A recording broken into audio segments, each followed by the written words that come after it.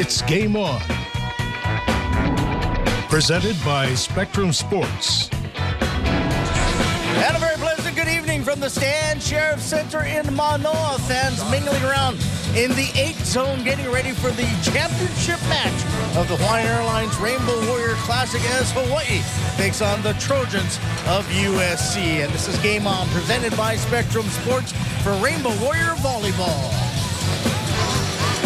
Hi, everybody. Scott Robbs, along with Lisa Strand-Ma'a and Ryan Clay Suji. We're running a tad bit later than we anticipated. That's because, of course, New Jersey Institute of Technology and Concordia Irvine went 5, and it was NJIT picking up the win. So in about a half hour, they'll serve it up here in the championship, Hawaii and USC. But this is the third day of the Classic. Let's take a look at the results so far on night number 1. Easy work for both USC and Hawaii, winning in 3. And then yesterday, it was USC going 4 with NJIT. Hawaii taking care of Concordia Irvine pretty quickly. As we mentioned just moments ago, NJIT winning in 5. So the standings do set up a true championship match. Hawaii and USC unbeaten. Concordia will head back to California winless, and NJIT will head back to Newark, picking up a win. So you look at the tournament, the way it was set up was to have Hawaii and USC hopefully play for a championship, and that's the case. Well, we were talking a little bit earlier, and really we went back to, it's a little bit of a deja vu. Last year, same tournament, same final, both teams meeting up with Hawaii ending up taking it, but here we are again. They're both 2-0, and they're going to go at it for the championship match. Yeah, and I think the fans are very much excited to see a USC team. You know, anytime a big name like USC comes to town, fans tend to come out, and we can see that here in the arena, a good-sized crowd here to really test Hawaii. I think this will be their first true challenge of the season. You know, one thing we've seen from Hawaii, incredible offense. They hit over 600 in night 1. Last night hit in the mid 400. So the lineup that Charlie Wade has put together has been working quite well. We talked to the coach how he goes about figuring out his lineup. It does kind of change kind of year to year, and guys, you know, like who they are, but I believe that, you know, that what you're talking about is more art than science, because the numbers can say one thing, but having said that, we still, you know, by the time we're putting a lineup out here, we have gathered, like this year, it was like 65 sets, full sets to 25. That's almost 2/3 of a season. You know, and as I mentioned, Brett was kind of right on his career numbers, and you see the little improvements, whether it's from Dalton, Stein, Colton, you know, and Colton was one where those numbers were impressive across the board. Best receiver, best attacker, best server. At that point, like, yeah, the numbers aren't really lying. And then you got to give him a shot. Then you're going to see how does he do in real time, you know, in real competition when the lights are on against a quality opponent. So you have to give them that opportunity. You know, as coaches, you always want to see the performance first at practice, where they're not going to give you a chance when you've been ineffective at practice, and then all of a sudden you're going to be better during the game. That's just not real. But a guy that's playing really good at practice, we'll give him a shot for sure. Especially, and that's the beauty of this time of year where we have a lot of non-conference matches, that we can really establish our depth and see which guys are going to be able to perform against quality opponents. Time now to say what? Brought to you by Bank of Hawaii. Now, coaches have different philosophies when it comes to putting together a lineup. Now, I know basketball coaches have told me they like to throw out the best 5 players regardless of how they do in the practice gym. Other coaches go by how you are leading up to that match. How would you set up a lineup, and what would you do? You know, it's very difficult because you have to balance fairness, which can ultimately impact culture on a team. If a team feels like the coaches are being unfair because they're not following the stats, someone can perform lights out in the practice gym and not get playing time. Players might not feel that it's fair. So it's this balance between, yes, taking stats in practice and assessing that, but also judging things on character, how good they are as teammates. And it's difficult because there are some gamers out there. They don't practice well. You know, when Charlie and I coached together for the Wahinetes, and I hate to say this because she's in the house, Lily Kahumoku and Kim Willoughby were not the best practice players, but you're not going to keep them on the bench. So, as we see, Lily, sorry, Lily, I kind of threw her under the bus there. But, I think that it really depends. It's this balance between knowing who your stars are and finding that balance between how they perform in the practice gym. And I can't agree more. I think that's why the philosophy of gold medal squared came up. A guy by the name of Carl McGowan from BYU set that up, and it really was a blackboard where they kept score, and it really truly was focused on numbers. But I think truly, Ryan, it is balance, but it's also chemistry. I think you can put those numbers up there, but if that player just doesn't blend with the group and it's not cohesive, then there's got to be a change-up no matter how good their numbers are. So as much as coaches say, oh, we always go by numbers and we do this and that, that's not necessarily true at all times. And don't you think that Hawaii has the luxury, though, the last few years, and particularly this year, that they're so deep that if somebody isn't performing, you can call somebody off the bench and not lose a step. Yeah, I think we're seeing that already this season about how these players are responding, especially those coming off the bench. There's not a lot of drop-off, but at the same time, there are going to be those players that when the moments come and when those big matches come, regardless of how they practice, they are going to be the ones that you're sending the ball to save match point. And when they get their opportunities, when they're in the gym going after each other day in and day out, as much as they are friends, they still are truly competing against one another to get onto the court. They talk about the team concept. Together, everyone achieves more. And really, that's what it's about. When you think about it, they're all working towards the same common goal. Well, I know two guys that are very good in the practice gym and as good or better under the lights, and they'll be calling tonight's match, Kanoa and Chris. Guys? Thanks a lot, Scott. Yeah, next to Chris McLaughlin, I'm Kanoa Leahy. It's a late one here, C-Mac. How does it affect the players as they had a lot of time to kill with that 5-setter to start the evening? Hey, these are college kids, they're 18 to 21 years old. They'll be out, they can stay up till 3 in the morning very easily, so they don't care how late it starts. It's just us that may be worried about it. Yeah, no kidding. Get the energy drinks, get the caffeine ready. Gage Worsley, he's getting a little tired, but you know what? I watched him warm up. He's ready to rock and roll. Yeah, what was interesting is we heard stories from the UH locker room where apparently these guys were so raring to go on the Hawaii side that Stein von Tilburg and several other members of the team started playing mini volleyball. They were in the roller chairs that they have in front of their lockers. They set up several other chairs to provide basically the net, and they were playing chair volleyball.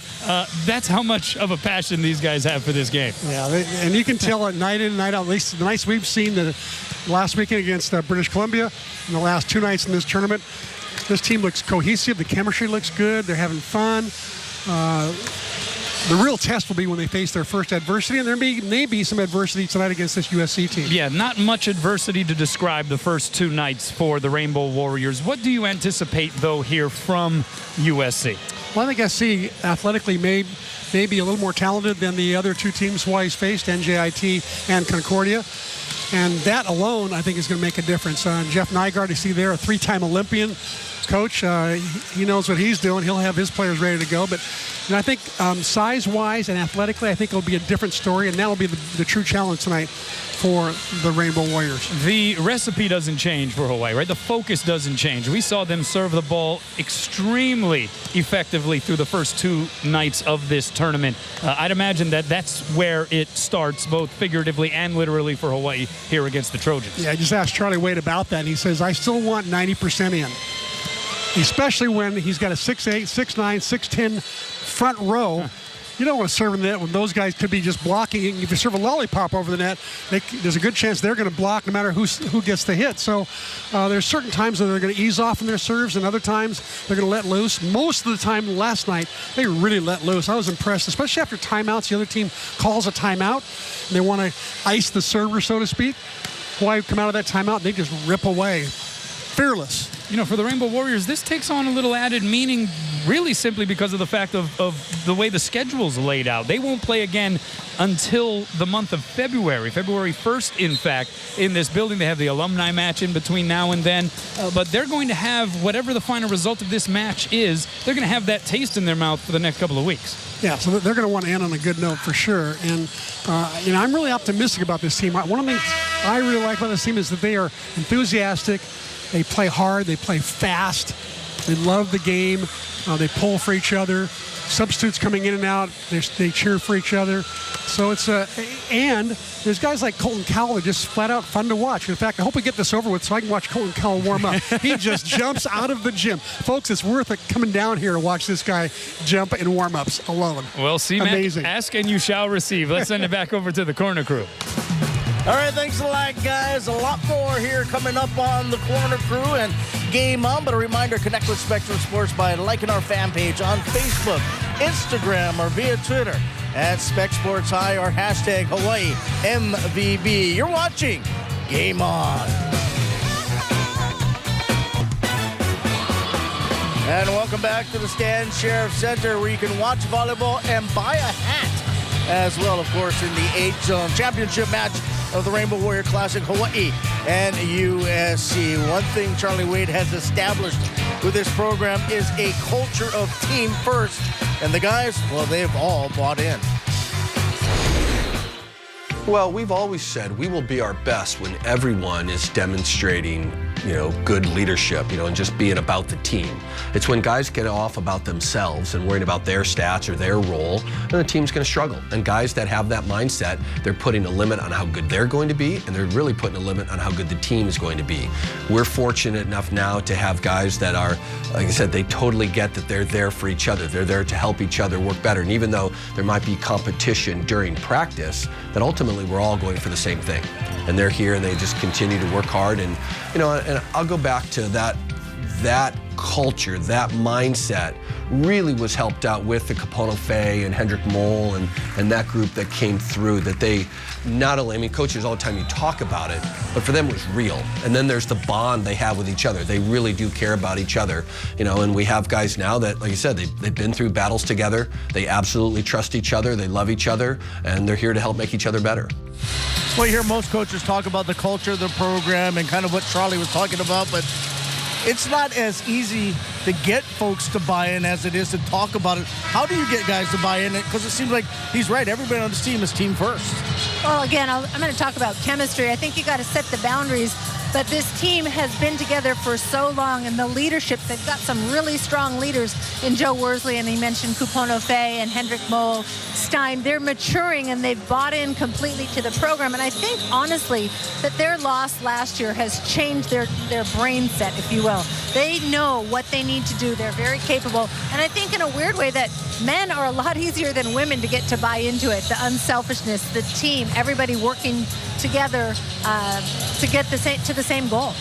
And it's one of the challenges, especially with a roster full of so many talented players. And that's why sometimes all-star teams don't normally work, because all these players are used to being the stars. And really, it takes that selflessness of these players that are coming off the bench to really give up themselves for the team. I think a big test will be for this team a few months from now when players aren't getting as much playing time. Right now, we're seeing a lot of people getting a lot of playing time. But as the season gets tougher and as we're seeing those tougher opponents, the playing time is going to be limited for a lot of these players on the bench, and that's when you have to test the litmus test of this team and the culture is if they're going to continue to be all in when significant playing time gets reduced. Well, I think one of the guys that exemplifies team first is probably Brett Rosemeyer, who's been a starter and a reserve here in his senior year. He's a backup to Colton Cowell, but he also brings a maturity and experience when he's out on the floor. I think the communication and trustworthiness, I think I bring when I come onto the court. I'm kind of a calmer guy. I don't let the emotions really bother me. If we lose a point or if someone gets aced or something, I'm not really the one to get emotional or kind of break down or anything like that. So that's something a lot of people look for when they're on the court, is someone that they can kind of latch onto and get a little bit of trustworthiness and just motivation from that guy. It's he's calm, he's gonna be okay for the next point, so I need to do that. So that's kind of what I try and bring. His experience, his maturity, his leadership. He's one of these guys that kind of has a calm confidence about him.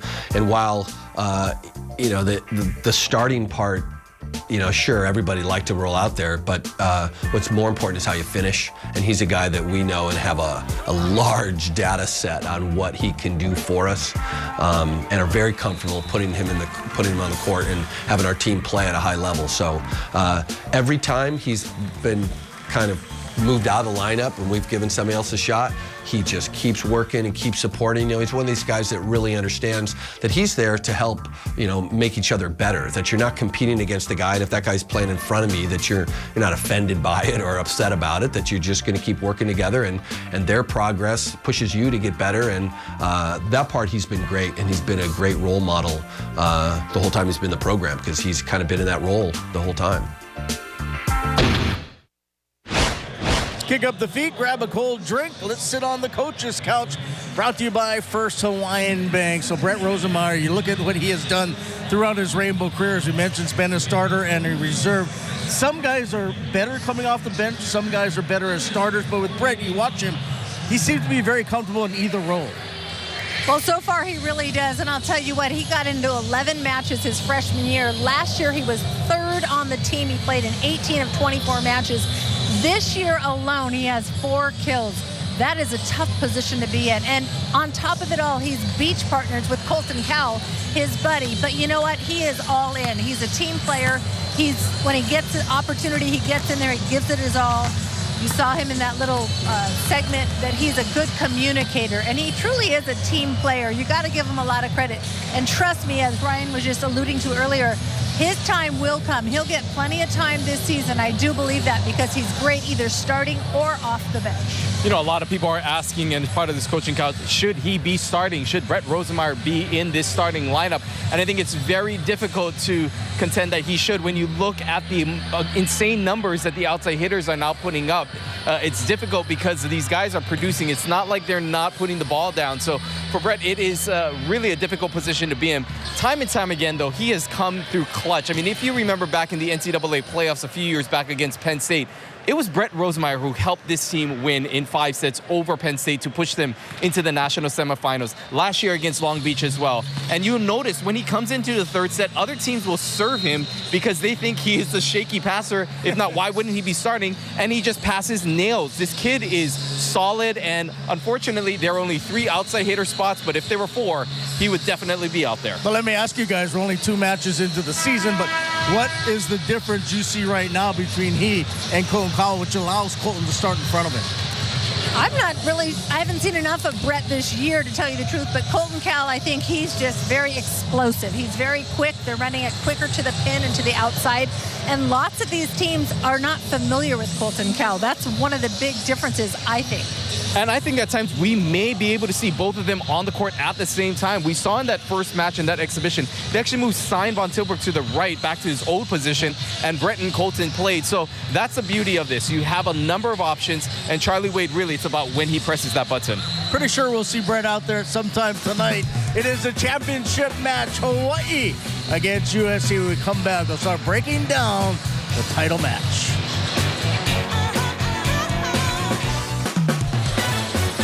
Well, there you see the concession stands. They've been open for a long time because, as you saw, the Rainbow Wahine basketball team, they played at 1 o'clock this afternoon. Congrats to them as they knocked off UC Davis. They'll hit the floor again Thursday against CISA, and you'll see it live right here on Spectrum Sports. All right, let's take a look now at the stat leaders for the Trojans of USC, who come in 2-0. Well, Jack Wyatt, the outside hitter who actually took a few years off, returned last season and really became the go-to guy. You can see his kills per set at 5.20 and that lofty hitting percentage at 480. Another player, pound for pound, one of the hardest hitters on the outside, Gianluca Grasso. He hits a heavy ball. We'll see a lot of sets from the backcourt. And the freshman Brandon Browning, who was the player of the year in California at 6'4", coming in and being an instant impact contributor for his team. All right, for the Rainbow Warriors, guys. And one thing you'll notice for the Rainbow Warriors is that hitting percentage. You can see all 3 outside hitters. Stein Von Tilburg at 567, Cowell at 429, and Rado Parapunov at 500. Those are insane numbers for outside hitters. And let's not forget Dalton Solbrick with some seriously insane numbers. He led his team last year with hitting over 400. This year, doing pretty much the same. Well, the hitting percentages have been impressive the first 2 nights, but what I have liked has been the defense and the serving. Now, they had a dozen service aces on Thursday, only 3 last night against Concordia Irvine, but they forced a lot of bad serve receives. Well, I think that's definitely been their strength, no doubt about it. The hitting percentage, yes, you got to consider that all 3 teams participating in this tournament are not ranked. Hawaii, not to underestimate their opponent by any means, but their hitting percentage is good. But their serving truly has been impeccable in my eyes. Yeah, I think it's definitely proven to be one of the strengths of this team. It's something they've worked on hard in the offseason. And it's not only that they're serving tough, they're serving consistently. We're seeing players go on long streaks. Radapara Punap, Dalton Selberg, Joe Rosley, all these players have gotten into long streaks, which means they're not only putting it in, but they're also making it hard for the passers. Yeah, they've been siding out consistently like 80-90% the first 2 nights, which is insane.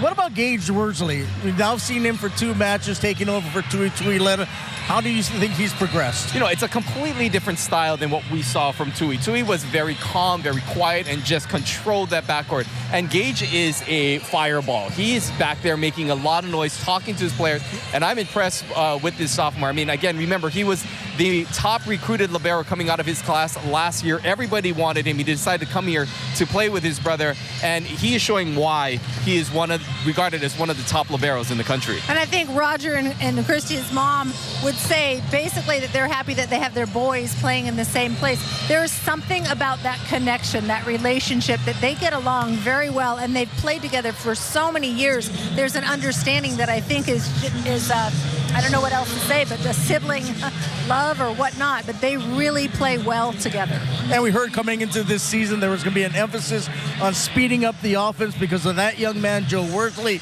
and what he's capable of. And we've seen some wrinkles this season already that we haven't seen before. And there are more in the Hawaii playbook that they have not rolled out yet. We may see that tonight, including different hits for Radapara Punap, more sets behind the setter for Dalton Solberg, and not just ones that go all the way out to the pin, closer to the setter. There are a number of things that I think head coach Charlie Wade and Joe Worsley are maybe keeping close to their chest for a match like tonight. And they also know that once they start revealing it, other teams in the country will have film, but there's a lot more in this Hawaii playbook that they have not yet rolled out.